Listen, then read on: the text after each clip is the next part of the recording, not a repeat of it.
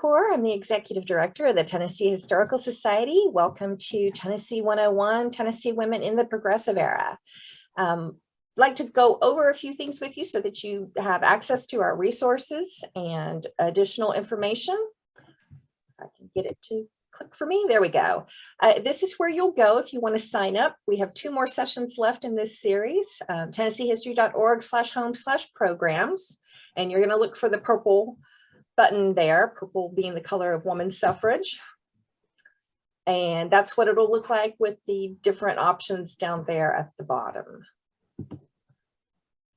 Once you're on the page for each particular session, off to the bottom right, you'll see 2 links for resources. One is to the book that our series co-convener edited, Tennessee Women in the Progressive Era, Volume 1. And then we also have a link to what we're calling Padlet. This is a fancy name for online cloud storage. And this is what Padlet looks like. We have a different column for each week, and you can go there and find slides that the speakers have provided, maybe links or articles that they think would help enhance your understanding of the topic. Follow us on social media. That's the best way to find out about upcoming programs. And here are all of our handles here. I do want to remind you that we are a membership-based organization. If you're not a member, Nikki will be putting a link into the chat so that you can join. Our annual membership is $35 a year. We are also a charitable organization. So if you would like to donate to us, you can write it off on your taxes at the end of the year. We'd like to thank Humanities Tennessee, who is sponsoring this. Without their support, we wouldn't be able to do this. So our thanks to them. And I know that they come to these, so we're happy to have them in the audience as well. And with that, I'm going to turn it over to Dr. Mary Evans, a professor of history at MTSU, and she's going to introduce our speakers for the evening. Thank you, Jennifer, and thank you, Tennessee Historical Society. Thanks to Nikki and Tori for helping make this series possible, along with Humanities Tennessee. So I want to be clear that we do these talks on Tennessee women's history because it is imperative that women's history be fully, inextricably woven into the fabric of U.S. and Tennessee history, that women's history be commonplace, not just be episodic or quirky or some fun little interjected women's facts, but instead be inherently part of the story that is our shared American history. Think about it. The current backlash that we're experiencing across many states across the country, and Tennessee's included in this, comes from those who suggest that we have somehow or another deviated from the true narrative of our national history. And this sort of reaction or backlash in which people express surprise is to the fact that history is in reality multidimensional, and it's much richer than a simple white male narrative that many older folks maybe in our society grew up hearing. And so they believe that to be the truth. And anything beyond that is sort of shocking that there's more to the story than just that. I think their narrative is correct. And we who tell the stories of folks who've been power marginalized must be wrong. And with that often comes the stance that those new narratives that are deeply historic need to be outlawed because somehow or another they challenge the power and the status quo. Be clear that the very story of narrative of women is about the fact that women challenge power and authority. They challenge patriarchy, and they challenge the status quo. This is not critical gender theory. This is fact, and it's history, and it's in the present day. So that's why we're here today to talk about women's history, because women's voices must be heard, and women's voices often righteously tell a powerful truth, even as much as some sectors of society don't want to hear it. So tonight we're going to hear and learn about many of these righteous voices from women from across the state of Tennessee. And I'm thrilled to be able to introduce our esteemed speakers for this evening, both of whom are refreshing our knowledge of their research that they presented in our first Tennessee Women Progressives volume a few years ago.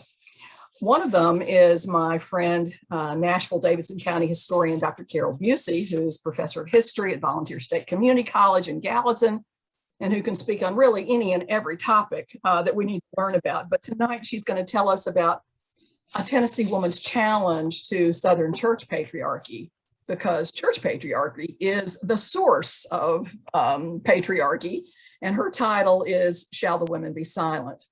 Women have been institutionally silent, certainly, but their righteous voices ring clear, and we'll hear about that tonight. Preceding Carole, though, is another of my esteemed colleagues, Dr. Sonya Ramsey, who's a professor of history and of women's and gender study at the University of North Carolina at Charlotte, where she is the director of the Women's and Gender Studies program.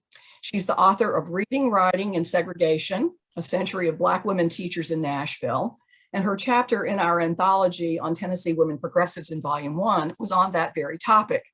The title of her essay in our UT Press book was "The Destiny of Our Race Lies Largely in Their Hands, African-American Women Teachers' Organizational Efforts in Memphis and Nashville During the Progressive Era."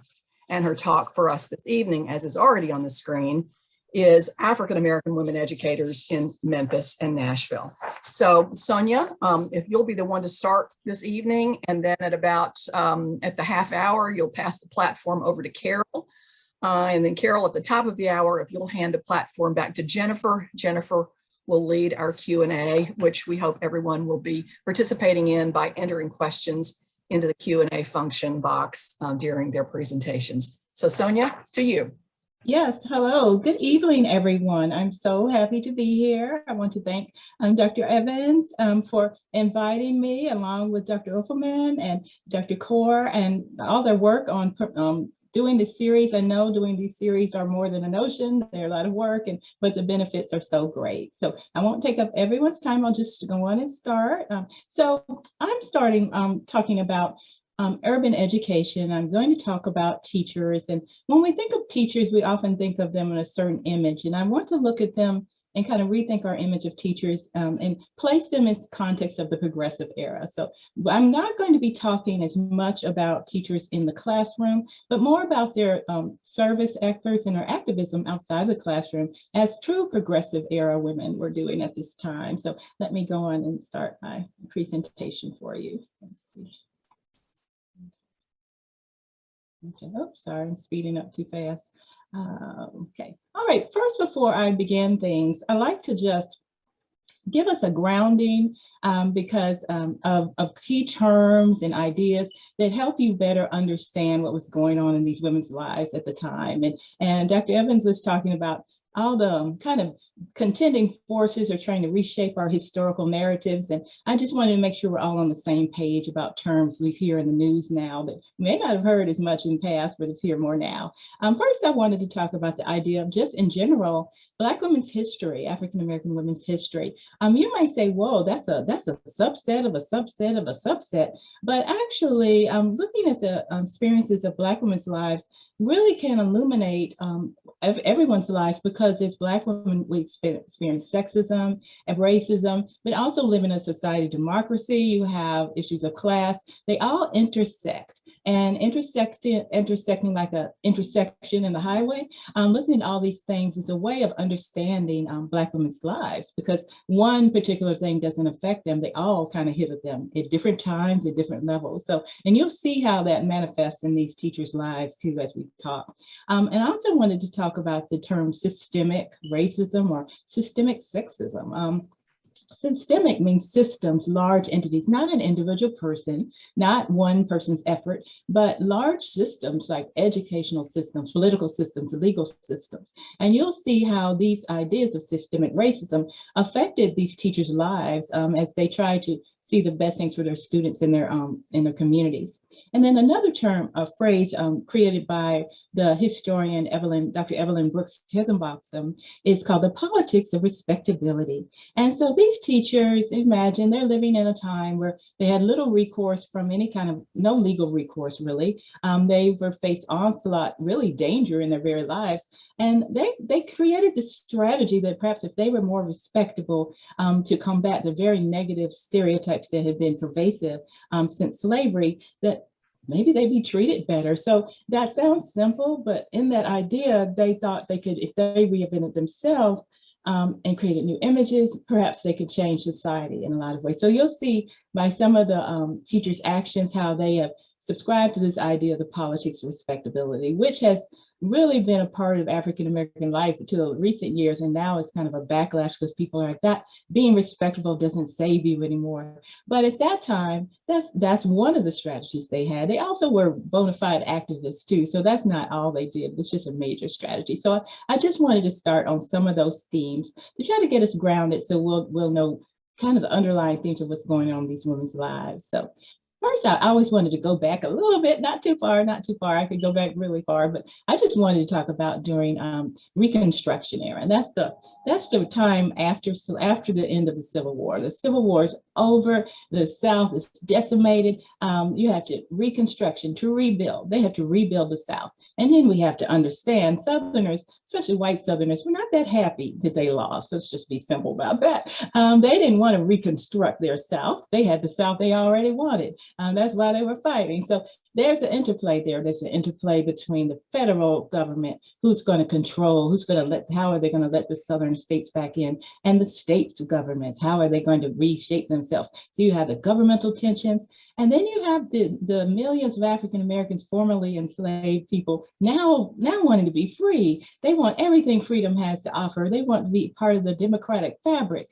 So you have them, one of the major things, aside from wanting to rebuild their families because you couldn't be married during slavery, they wanted to establish churches and religious institutions to have that religious experience, but also that autonomy. They wanted to vote, right? We all want to vote. But one of the biggest things they wanted was education. And although Tennessee is a rare state where it was not illegal to educate enslaved people, they still had very little opportunities for enslavement. For education. There were a few free Blacks who did run private schools, but most of the time people could not get an education. And in general, most people did not get an education unless you were wealthy before that. One of the interesting things about the Reconstruction era is that African Americans really pushed for what's called the common school, the free school, and free public schools. And that's one of those things when you see people that are very oppressed push for things, it often benefits people that you wouldn't expect. And so poor whites also benefited from the advent and incorporation of public schools paid by the state. So here we have Reconstruction setting up. Schools would be segregated. They would push for the schools, but they would not be integrated. And so also we go on a path that will lead even to this very day of schools being unequal and unfairly funded based on race. And so I just wanted to show you a picture. I don't know if she's from Tennessee, but we all show it in our textbooks, but it's a freedman school. You see, it's a one-room school, and this is one of the better ones. They do have desks and things, but it's not a luxury school, that's for sure. So one thing, when I talk about these teachers, you'll see them all dressed up in their finery, but that's where they were working. This is how their lives were. They often worked in very substandard conditions. And so the teacher becomes the symbol of what a possibility for these children, right? More than just a job. So I want to go back to that later. But first, the first teachers during Reconstruction were not primarily African-American. They were white women affiliated with missionary societies or reform movements. They have been working in reform through the 19th century, the temperance movement, the anti-slavery movement, and here they are, they're coming down south to work, to do missionary work with around 4 million freed enslaved people.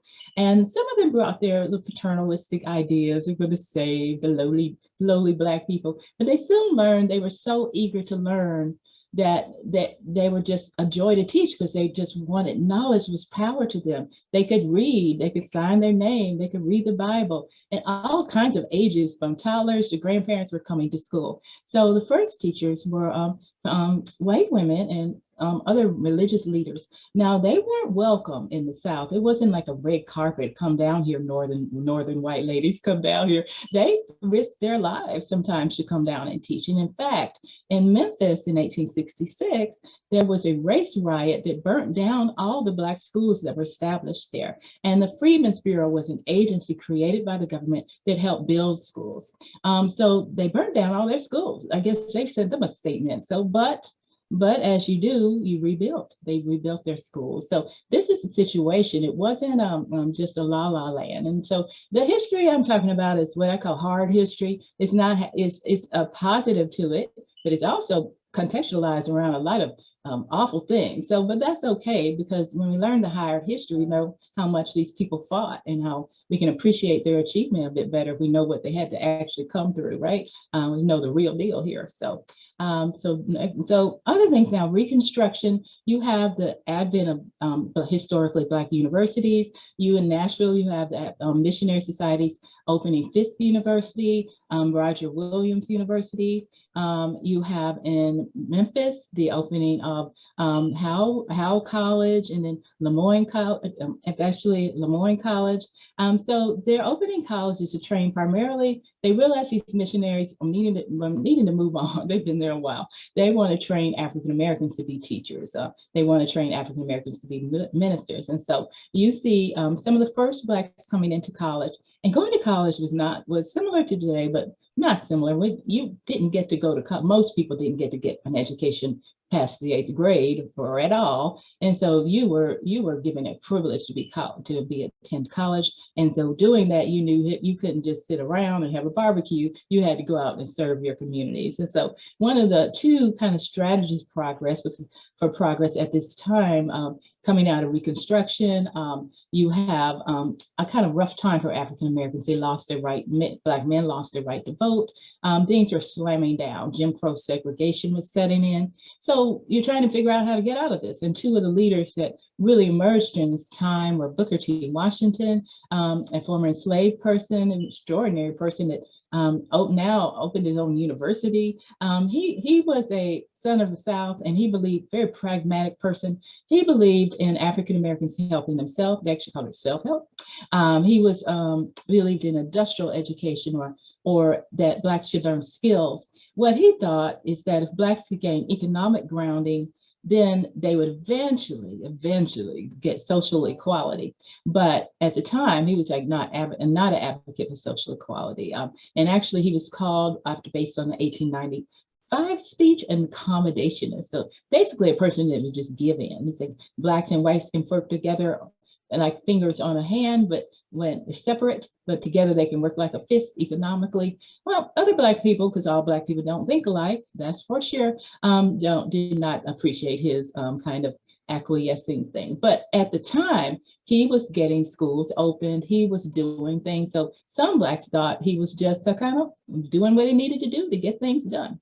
The other person he's always countered with is W.E.B. Du Bois, and he was one of our modern day philosophers, or 20th century philosophers. He was believed in full social equality. He grew up in Massachusetts in a kind of integrated society, so he didn't understand all of these segregation ideas until he went to teach at Fisk University in Nashville and got a dose. He had an idea of that. He could create this idea of the talented 10% of the Black society could pull up the 90%. Now, it didn't actually work, but that's what he thought at the time. But one of the pioneer historians, one of the first Black historians to get a PhD from Harvard in history, pioneer in social work, pioneer in all many other philosopher as well. So he's one of our geniuses. So he writes a famous book, Souls of Black Folks, and talks about the two-ness of a society, being American and being African, and being a person of color, a Black person, and how you have to balance that, being pulled in those situations where you're not treated like a citizen, etc. So they're pitted against each other. So if you're in a history book class, that's all you would learn. But fortunately, women historians have emerged to kind of shed light on a whole group of people that are doing entirely different things. And one of the things I wanted to talk about is what the women were doing. So what were the women doing? So women were actually able to access more educational opportunities than white women in sometimes, because they were thought if you could educate the woman, you could get them out of the house if they had to work as a domestic for white folks. But they also saw that they were needed to build up the family. They couldn't always just stay working home. And so they had a little bit more freedom to access higher education. And Anna Julia Cooper is a North Carolina native. Her parents right into slavery. She's right out of it. She is managed to access education. She becomes a high school teacher. And then she just got in Washington, and she decides to really become one of our first African-American philosophers of this time. And there are a few others, but she becomes a person that really advocates for what we call Black feminism.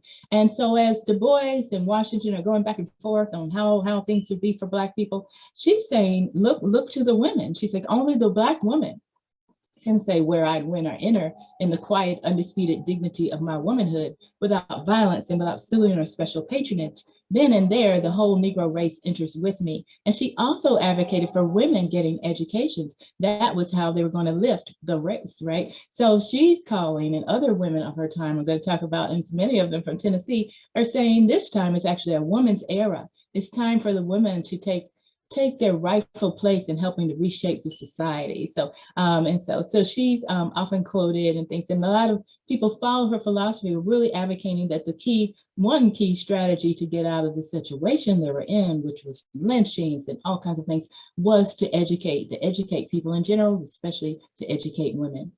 Makes sense. So I wanted to talk about some of the early college graduates and at these Black colleges. So who got to go to these colleges? Sometimes in slavery, it's called the peculiar institution because it was really kind of weird.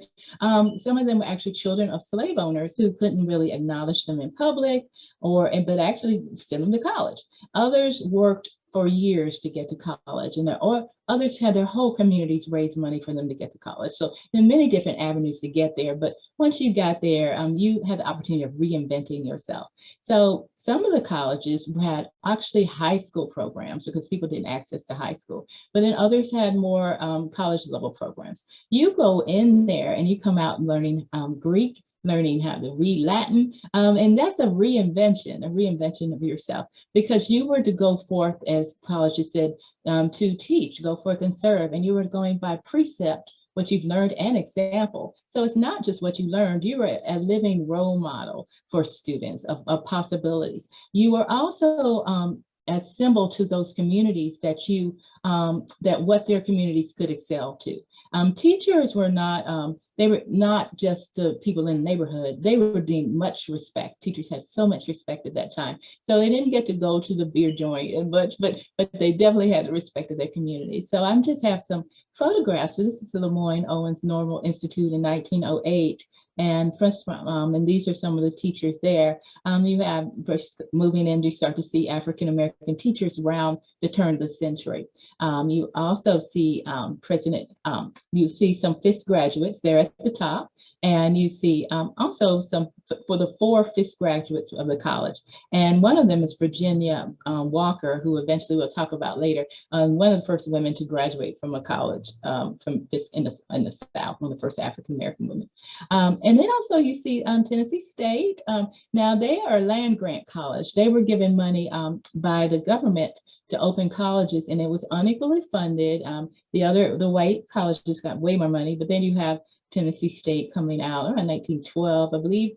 And then you see now they're finally recently getting some of the money they deserve. It took a little while, So you see there were several, in Nashville and Memphis were unique places where you had a plethora, an array of great colleges that people could attend to more than some other cities for African Americans. So I wanted to talk about the people in the school. So now you have the teachers coming out of these schools, but for a while, Black teachers weren't even allowed to teach in the white schools. They were, in the Black schools. They thought they would give those jobs to white teachers who did not do well on their exams. And so there was a push by African-American communities to get their communities to hire Black teachers, especially as segregation laws start slamming down. So in 1901, in Tennessee passed a law that you had to have people of your own race teach you. So that kind of pushed African Americans to finally get these jobs, but they were things. And so this is Memphis in 1873 in the first schools, and they are asking for African American teachers because they didn't think that white teachers would teach their children fairly. And coming out of Civil War, you might have that same thought. So they were very nervous about that. So they're establishing their community. You see communities coming together with education to try to get some opportunities for their students in certain ways. Yes. Okay, so I just want to talk about a few early teachers. And one is Minnie Lou Crossway.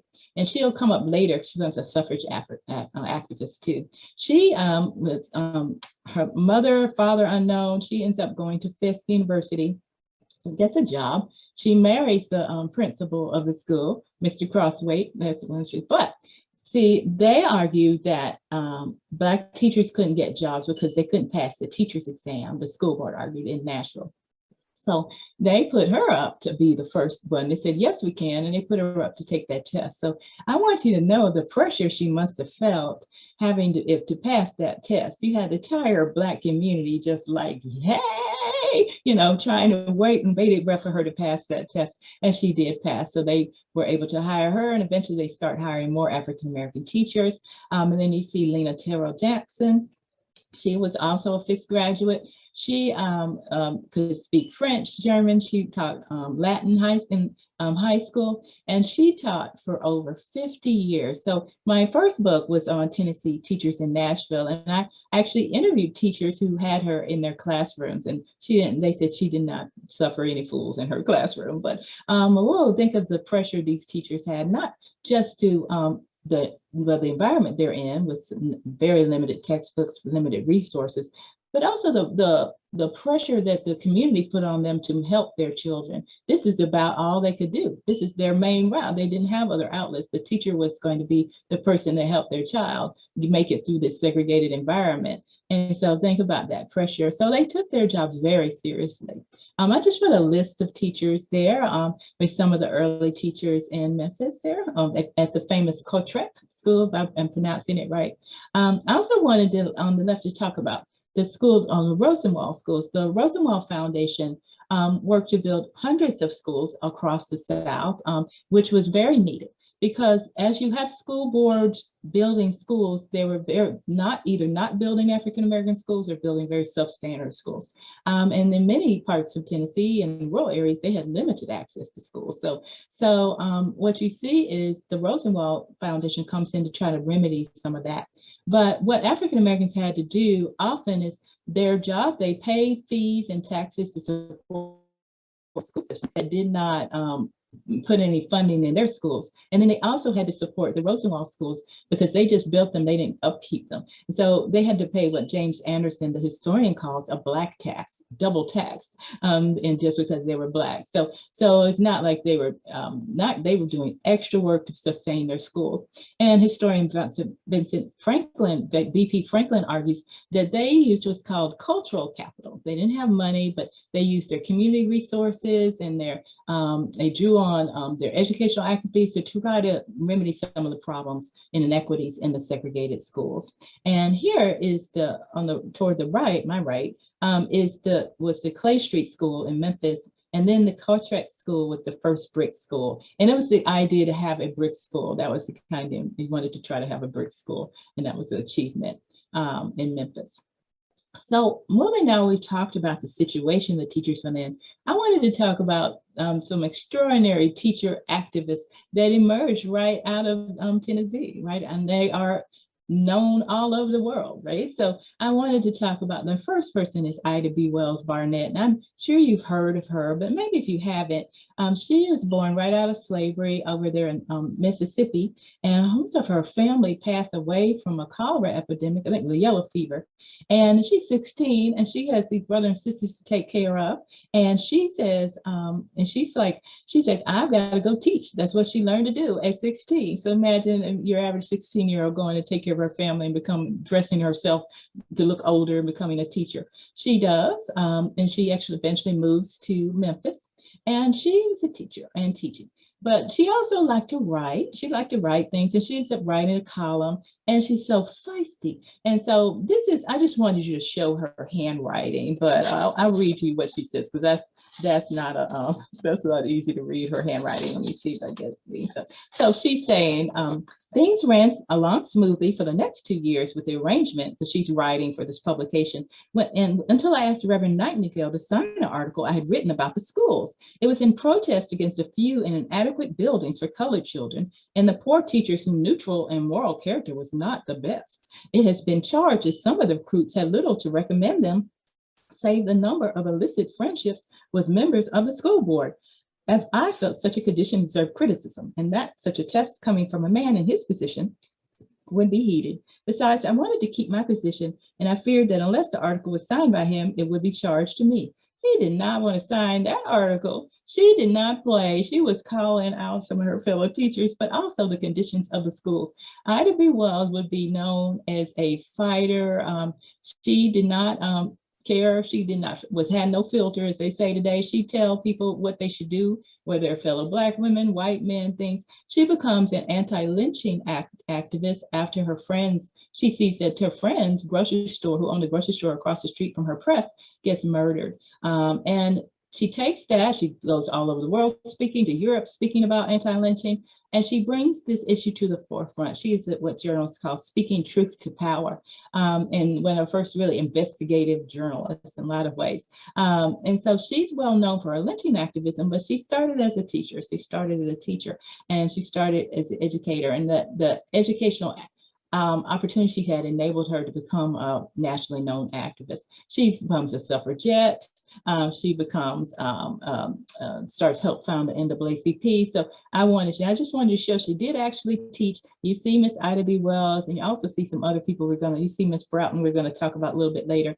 We'll also see as an early teacher. And she just had a hard idea of right and wrong, and she, no gray in there for her, no gray. So yeah, but they didn't want to sign that. So she got fired for that editorial she wrote. I forgot to say that. Like that. And then that's what shows is sometimes when you think it's terrible to get fired, that actually gave her the impetus to be a full-fledged journalist, and that started her on her way to become the activist that we know of her now to be. So it's interesting. So sometimes getting fired might be a good thing. It wasn't her case, I guess. The other person I wanted to talk is a little different than Ida B. Wells, a little bit feisty there, was Mary Church Terrell. Now, Mary Church Terrell was also from the Memphis area. Her father was one of the first Black millionaires in the area, Robert Church. Now, everybody's getting sick from this yellow fever, right? I talked about earlier, except he bought up their property. So they didn't have masks, and they probably would have worn them if they had them. They didn't have them. And so he's like, the only thing they knew is to get out of the area, leave town. So he bought up all their property, and he ends up making a fortune off of it. So she didn't grow up like most African Americans, or most people general. She had the best of everything. She went to Oberlin College. She studied in France and things. So she was given these opportunities, and she also felt this idea that if you're given opportunities, you have to help your community, because what's the point if she's up there and everybody else needs your help? So she taught in Washington, but she also became kind of an organizer. She helped become one of the co-founders and also the first president of the National Association of Negro Women. And that organization became one of the engines that helped drive African-American activism, because at the time there was no social safety net, and if they did, it would not have helped African Americans. So they worked to provide social services for African Americans, and so their motto was "Lifting as we climb," which they said a connection based on race. So while they're trying to ascend, they have to lift the other people up with them, right? So she says, of the teachers engaged in instructing colored youth, it is perhaps no exaggeration to say that fully 90% are women. Many are a heroine of whom the world will never hear, has thus sacrificed her life to her race amid surroundings in the face of privations which only martyrs can tolerate and bear, indefatigably, I can't talk today, and conscientiously in public work of all kinds. They engage that they may benefit and elevate their race. The term elevate your race, lift up. And so she becomes a nationally known speaker. She's a contemporary of Ida B. Wells. They don't actually get along because Ida B. Wells was a very much not a Booker T. Washington accommodationist supporter, and then Mary Terrell, because of her husband, who's a judge, they were. So they had some clashes, but they both were working on the same cause of educating, uplifting African Americans. So let's see, and they all come from the Memphis area. So, and they both were one of the founding members of the National Association for the Advancement of Colored People. And they don't often get mentioned because you often see only men are mentioned, but there they were there. This is the Niagara movement, the kind of organization before they turned into the National Association for the Advancement of Colored People. But there they are, they're founders. I'm just going to give them their due. I want to go back to Memphis. There you are, you had your activists, but you had local activists too. And I wanted to talk about Julia Britton Hooks. Very interesting person because her sister is a doctor and didn't have many people achieve this at that time period, but she was born in Kentucky, a musical prodigy. She could play the piano and people saw it. She was able to go to Berea College and which is still very much thriving today. And it was one of the few colleges that accepted African Americans and one of the few colleges accepted women. So she was able to go in 1874, only almost a decade after the end of the Civil War. So she was such a good, she learned so much and she was so good. They actually make her a teacher and she's one of the first Black teachers to teach whites at the college. So this is right when Jim Crow was coming along. So she marries, her husband passes away, then she moves to Memphis and marries Charles Hooks. And they became a part of the community. She's a teacher, but she saw that lots of things needed to be done, and she and her husband worked to do that. They opened so many things that now the government might provide for us. They opened a musical school, opened a home for elderly enslaved people, orphanage. They opened a detention home for juvenile offenders because they didn't have juvenile offenders. Black ones had to go right into the adult jail and yikes, you know. So they opened that, and actually her husband got attacked by one of the offenders, and unfortunately she did. So, but she still kept going. She becomes a charter member of the Memphis branch of the NAACP. And she teaches a lot of the musicians, W.C. Handy, that we know today, but her grandson is Benjamin Hooks, who would lead the NAACP, so it's a legacy there. So she was in her community doing the social service work. So you have activists nationally and in the community as well. And I wanted to also talk about Virginia Walker Broughton. Virginia Walker Broughton was one of the first graduates of FISC, and she becomes a teacher in the Memphis schools as well. She also, she's a very religious person, very, very religious. And she is teaching, wants to be a head teacher, and they appoint a man there, and she actually sues them and got her rightful place, believe it or not. But she decides after 12 years of teaching that she really felt a religious call, and she becomes affiliated with the Baptist Church and becomes a missionary, not a missionary that goes overseas, but a missionary right here in the South. And with her missionary work, she used this idea of this creation of Bible bands, of teaching Bible study, or teaching Black women how to do Bible study with increasing literacy. Because some African Americans were not able to go to school at all. They had to work during that time. And she used these Bible bands to teach them how to read and to teach women how to teach other women how to read and other people how to read. So she used the Bible, her religious devotion, to promote literacy, right? And so now today she'd probably be a mega church minister or something, but at that time women could not, very few opportunities to preach. And so she used these Bible bands and things to also preach and talk about the gospel too. So she's using her church as a mechanism for expanding opportunities for literacy and expanding opportunities for advancement for women as well. And so she's a very fascinating person. She writes the autobiography about herself and to try to share, and I wrote about her and some other people that wrote etiquette books about how young women should act or how to act in the church. And these women used the Baptist Church along with another person, Nanny Helen Burroughs, who's from Washington, D.C., to try to get actually more rights for women when sometimes churches limited the rights that women had. They were trying to work through that to build organizations within the church to try to get rights for women. And we'll talk some more about that. Okay, so I wanted to move on. And so you see African-American teachers are working through their churches, working through their communities, building organizations, or working nationally, fighting lynching or promoting women's organizations. But you have also, around this progressive era, African-American women join in the suffrage debate. They want to get the vote for women. And this has been going on since, the mid-19th century. This has been a long track here. So what African-American women wanted to vote, not just for themselves, they saw the vote as a community vote, a family vote.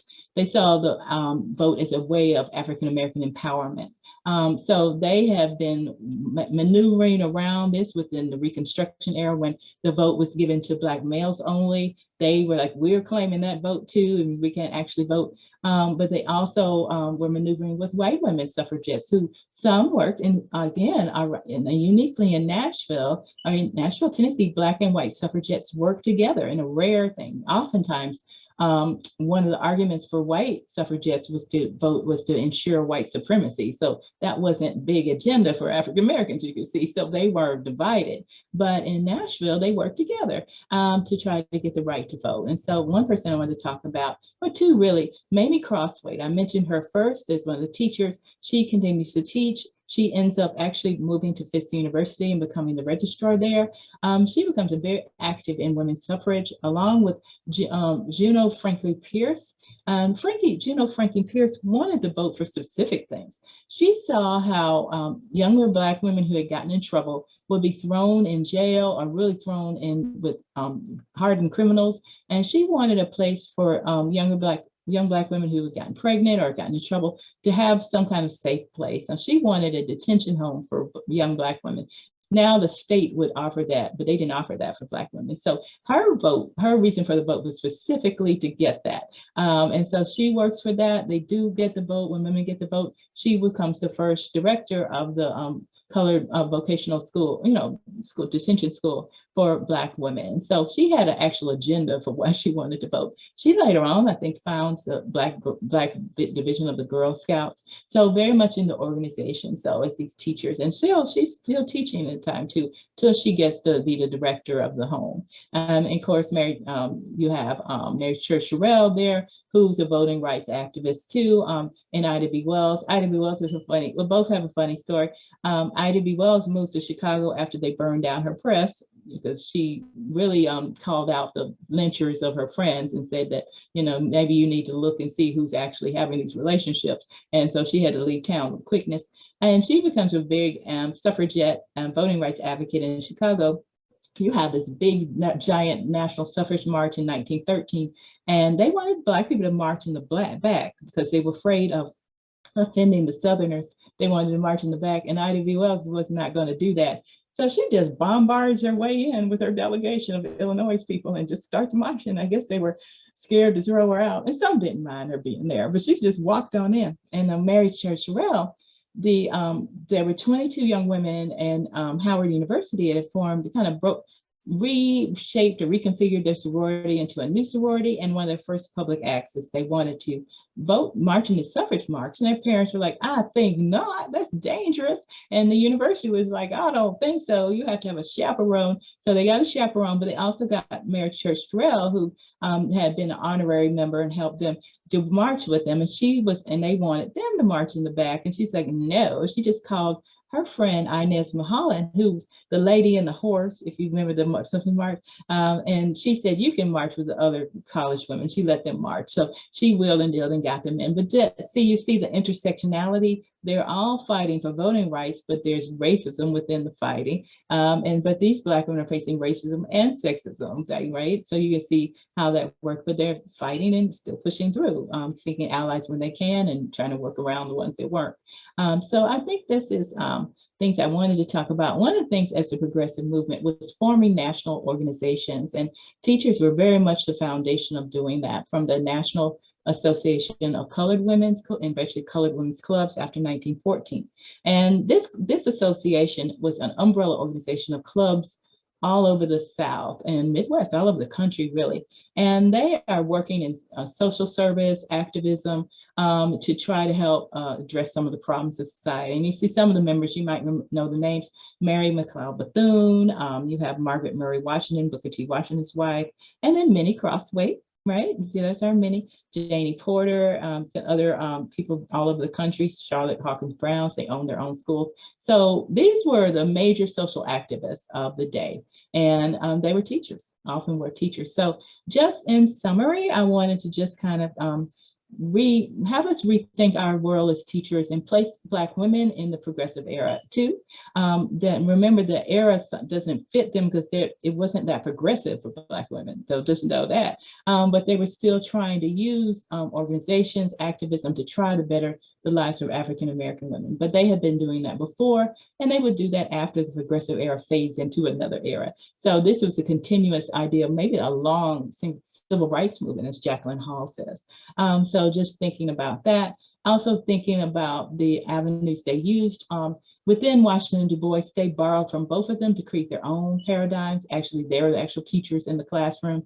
And looking at how they navigated in a society where they were deemed inferior, but also deemed some standard as women, and how they assumed their womanhood in this time as well. So those are some of the things to just think about. And I think Nashville and Memphis were excellent cities to think about because so many great leaders came out of the area. So, and so I just want to talk about some of the selected sources you might be interested in. There are many great books on Ida B. Wells now, but the biggest one, the big one, is Paula Giddings' Ida, A Sword Among Lions in 2008.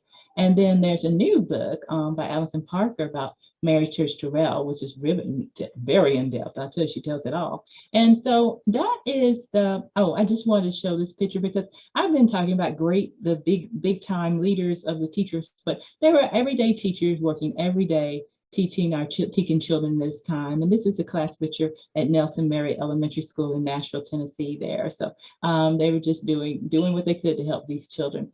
And so I unfortunately cannot stay for questions because I have to teach a class, but if you wanted to email me any questions, I'll be happy to respond to them. Oh, I don't have the edu there, but it's SRAMSEY17@uncc.edu. I can't believe I left that off.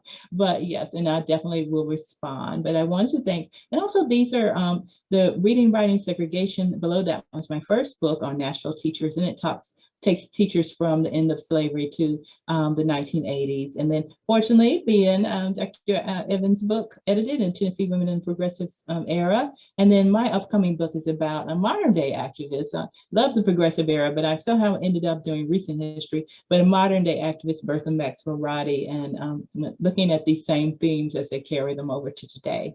But thank you very much for this presentation. And I definitely will entertain questions if you write me, but unfortunately I cannot say, but you have a great speaker coming up. Thank you. Thank you very much. Bye-bye. Bye, everyone.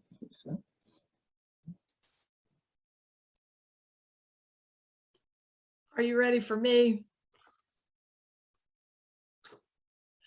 Hi, I'm delighted to be on this panel tonight and to have the opportunity to actually meet more or less Dr. Ramsey, whose book about Nashville segregation in the schools is really quite an interesting book. I had the privilege of reviewing it several years ago and found it a very fascinating book to read.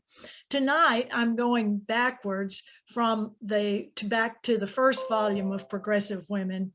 And tonight I'm going to be talking about Selena Holman, who was the president of the WCTU, that was the leader of the group that enabled the Tennessee WCTU, Women's Christian Temperance Union, to push through prohibition in Tennessee several years before national prohibition.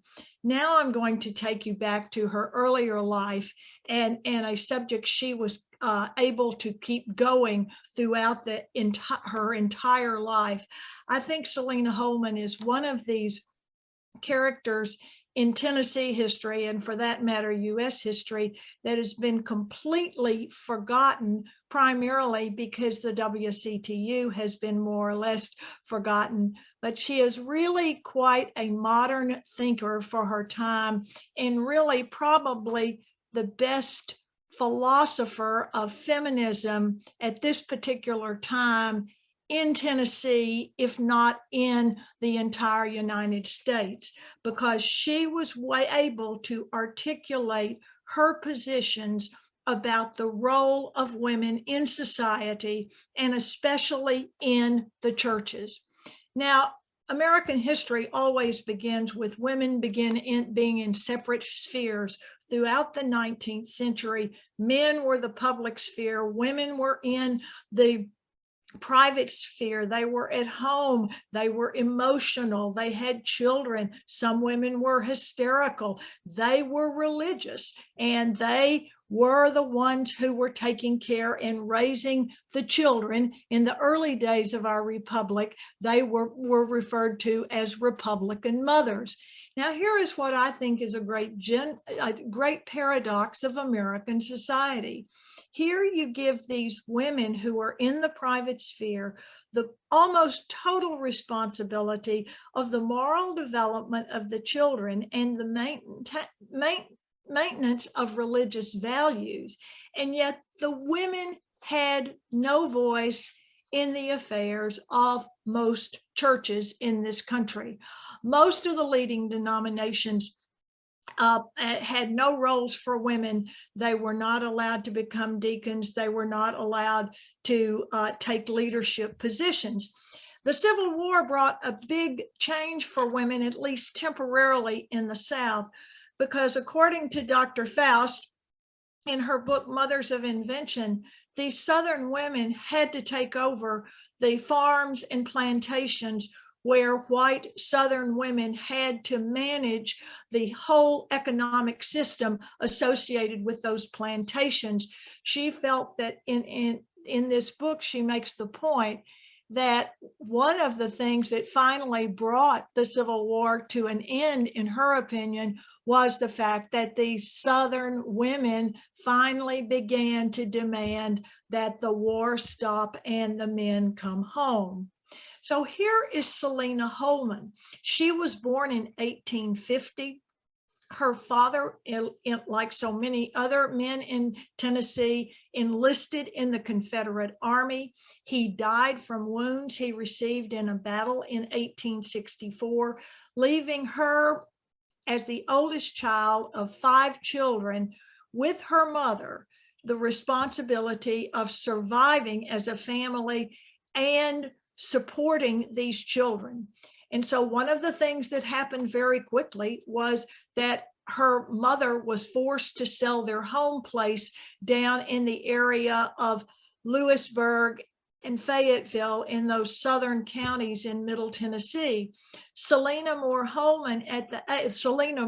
as she was then, had to go to work at the age 14 to help her family survive. She, at age 14 and 15, became a teacher.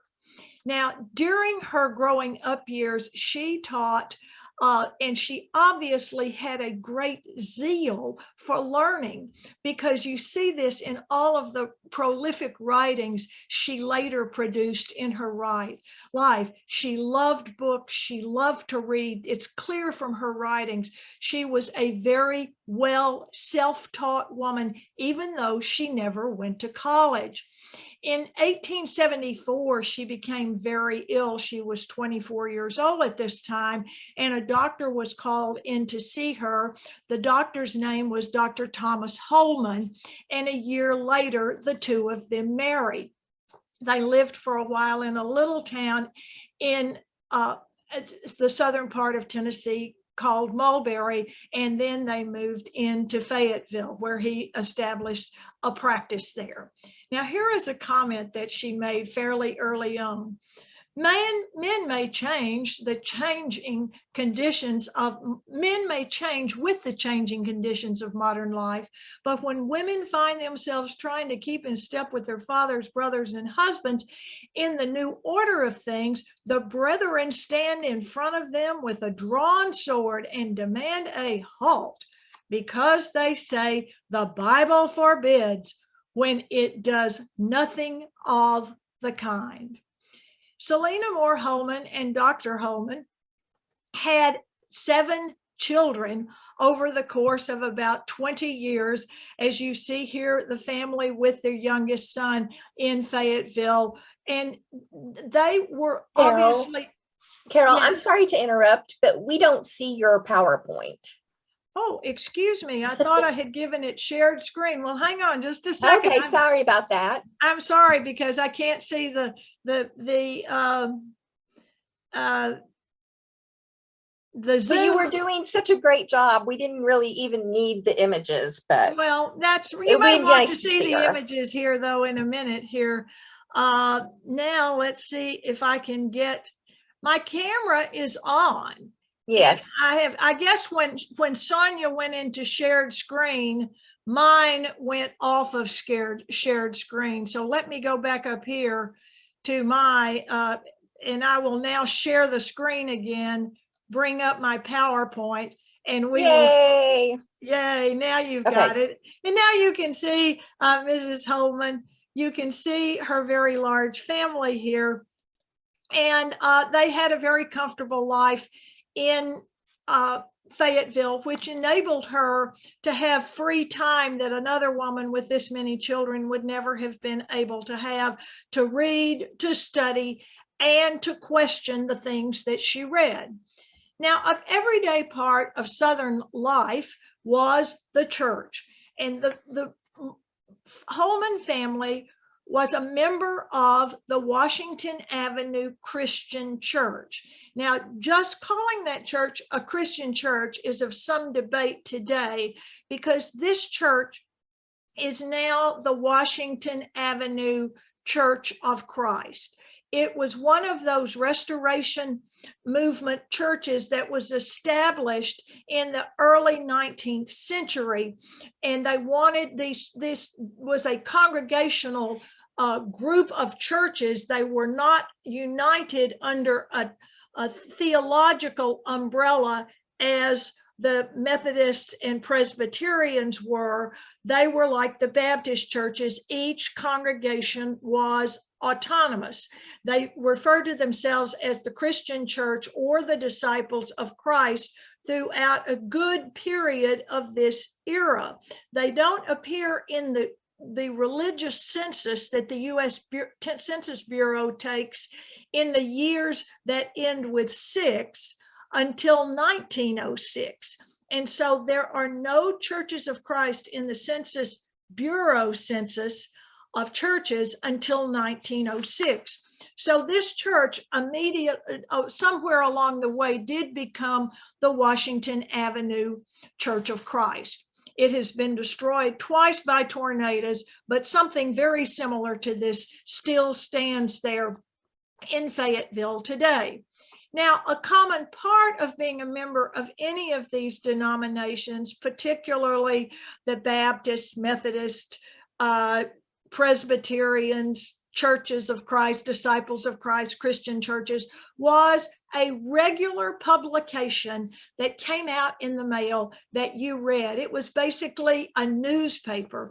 And because there was so much to read there, you can imagine how a voracious reader like Selena Holman devoured the publication that they got from the Christian church, which was the Gospel Advocate. The Gospel Advocate was edited right here in Nashville. It was edited by David Lipscomb. He's a well-known character in Tennessee history, well known as a religious leader of a group of people, primarily through his writings as the editor of the Gospel Advocate. Certainly, he was very interested in education and other things as well. David Lipscomb often wrote pieces for the Gospel Advocate, but the Gospel Advocate also often contained a lot of letters to the editor. And this is where Selena Holman's publishing activity began. She read somewhere about a court case involving a woman. And when the judge asked this woman what her occupation was, she said very forthrightly, "I'm a wife and mother." Now, the newspaper account of this said that after she said this, the judge smiled. And that was taken to mean that women don't really have occupations, and being a wife and mother is not an occupation. So immediately, Selena Holman picked up her pen and she wrote a letter about this statement that she was a wife and mother, and entitled her letter, "Wanted Mothers." And in this letter, which was published in 1880, she referred to the importance of the professionalism of being a wife and mother. How much training had she gotten when she became a wife? How much training did mothers need? She's really a forerunner of this scientific housekeeping movement, which is so much a part of the progressive era women's agenda, scientific applications to housewifery. And so her letter was 2,000 words in length, and she defended motherhood as worthy of being looked at as a profession, and argued that what mothers needed was training, something that scientific housekeeping will bring about. This letter appeared in the Gospel Advocate in April of 1880.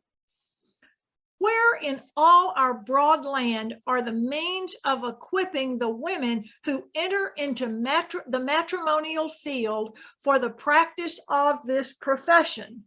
And of course, you know what the answer was. And so then she said, it's time to accept the new woman who is awake, alert, thoughtful, up to date, and well informed. Now, this whole concept of the new woman was very inflammatory to Southern white men.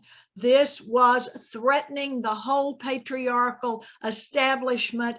And by 1880, Jim Crow segregation was already permeating all of life across the southern states, those that had seceded from the Union. And so anything about a new woman was indirectly a threat, one way or another, to the Southern Patriarchy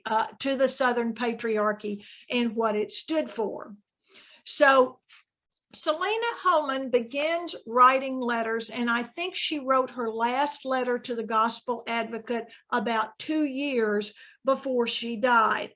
This became an almost regular feature of the Gospel Advocate when her letters came out. Now, editor Lipscomb didn't respond to her first letter at all. He didn't respond to her second letter, but he allowed those letters to be printed. And on her third letter, when she took up the New Testament book of Corinthians and the Apostle Paul's letter to the church in Corinth, Brother Lipscomb, Editor Lipscomb, did see fit to respond. Now, here's the King James Version of those two verses in 1 Corinthians.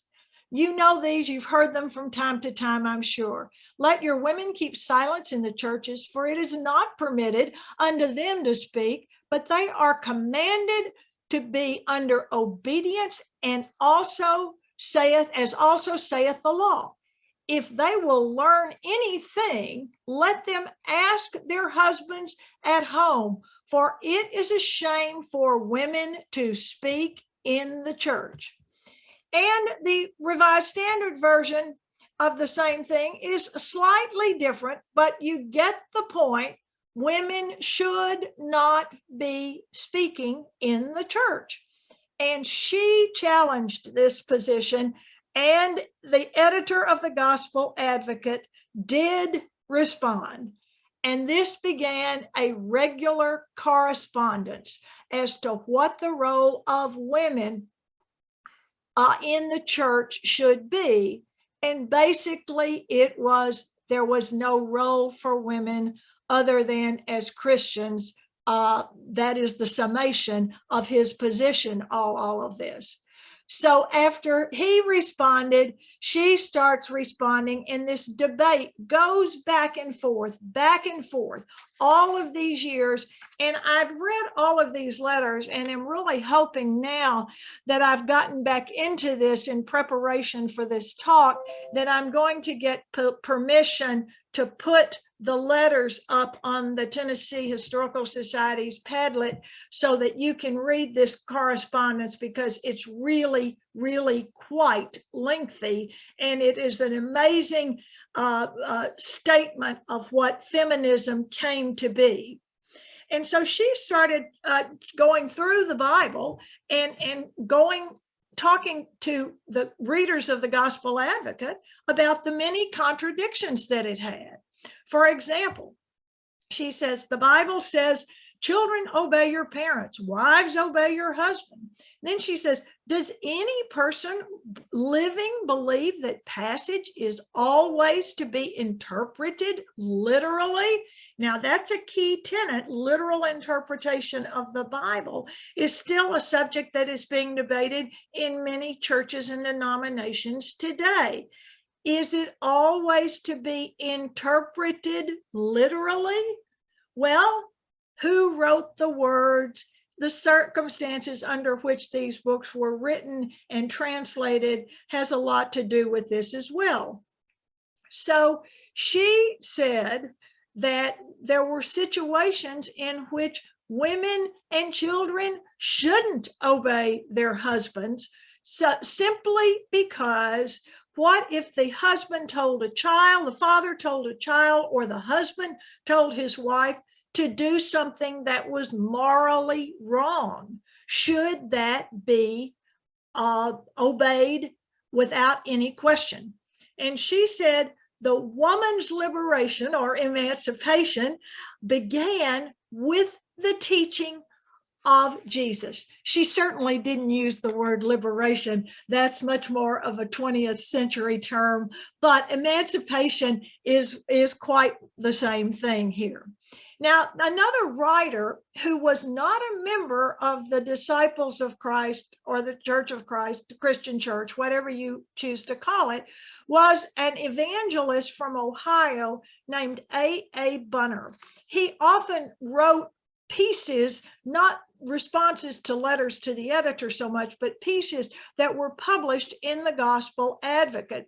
He was a man who really enjoyed debating, and he actually engaged, he's best known for a debate that he engaged with a representative of the Mormon Church, comparing and contrasting his version of Christianity with the Mormon Church's version of Christianity. He attempted to debate Jehovah's Witnesses. He was a well-known theological debater. And so he, on occasion, often was the person at the Gospel Advocate, even though he did not work for the Gospel Advocate. He was the person who responded to Mrs. Holman's letter. When she wrote a letter about the work of women in the church, he was the one that responded to this.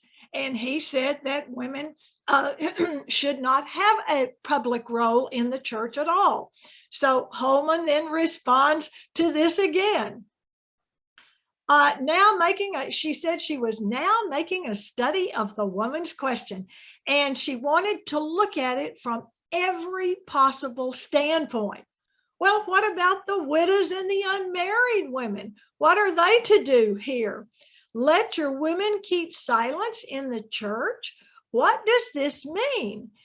And she went on in one of these letters to say, does this mean, if this is taken literally, this means we can't sing? And should we even be praying in the church? And should we really be teaching children in the church? So again, we're back to the letter to the Corinthians, this time from chapter 11, verse 5, where Paul said, but every woman that prayeth or prophesieth with her head uncovered dishonoreth her head, for that is even all one as if she were shaven. Now, keep in mind that there are many religious groups that still believe that women should keep their heads covered. Their hair should be covered after they get married, whether it's wearing a burqa, whether it's wearing a shawl, or in many cases, just wearing a wig to conceal one's hair. That something about a woman's hair was something that only a husband should be privy to. So Selena Holman questioned that as well. Well, what is meant by the word church? Is it a building or is it an organized body of people?